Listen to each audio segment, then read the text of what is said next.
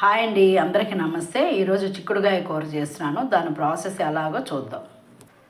First cooker పెట్టుకొని చిక్కుడుగాయలు వేసుకొని coffee glass water పోస్తున్నాను. 1/2 స్పూన్ సాల్ట్.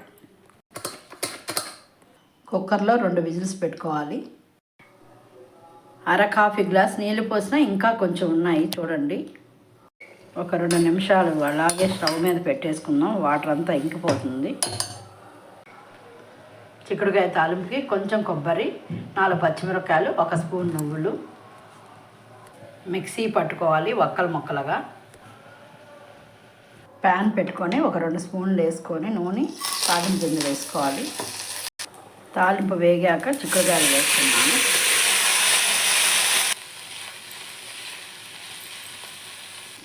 చిక్కుడుకాయలు తాలింపులో వేసాక ఒక 5 నిమిషాలు వేపుకొని తర్వాత ఈ పొడి వేసుకుంటున్నాను.